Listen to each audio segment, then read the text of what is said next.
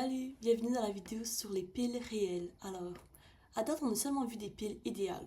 Une pile réelle, la différence, c'est qu'elle possède une petite résistance interne qu'on va symboliser par la lettre minuscule R, comme on peut le voir sur le schéma. Donc, la pile réelle, on la représente par un petit ovale rond pointillé.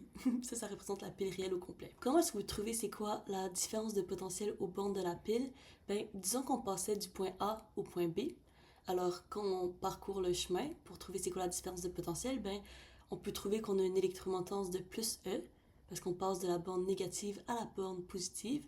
Le courant sort de la pile. Alors, au début, on a un certain potentiel et de l'autre bord de la pile, le potentiel a diminué puisque le courant est passé à travers une résistance. On va soustraire la différence de potentiel, on va faire moins RI.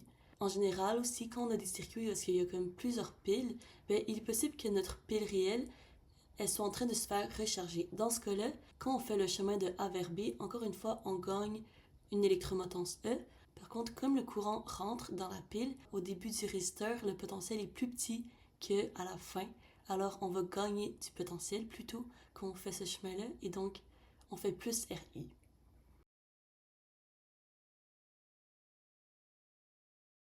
Maintenant, un petit exemple. On a une électromotance de 8 volts et dans le circuit, il y a une puissance dissipée de 25 watts par la résistance R de 2 ohms, la résistance externe. Avec ces informations, on veut déterminer c'est quoi la résistance interne de la pile. Comme on a une seule branche dans le circuit, on peut commencer par trouver c'est quoi le courant I à travers toute la branche. Et après ça va être utile. Avec la formule de puissance, on peut isoler I et donc trouver sa valeur. Maintenant qu'on connaît le courant I, on peut déterminer c'est quoi la puissance fournie par l'électromotance E. Sans la résistance R, sans la puissance qui va être dissipée par la résistance interne R. On trouve cette puissance. Et maintenant, par le principe de conservation, si on connaît la puissance totale fournie par E, puis celle dissipée par la résistance externe R, la différence entre les deux va être la puissance dissipée par la résistance interne R minuscule. Et maintenant, encore une fois, avec la formule de puissance, on peut isoler la résistance R et trouver c'est quoi la résistance interne de la pile. Elle est de 0,263 ohms, on peut donc voir que c'est vraiment plus petit que l'autre. Bon, vraiment plus petit. Ouais. Si tu divises 2 divisé par 0,2 quelque chose, ben c'est quasiment 10 fois plus petit alors.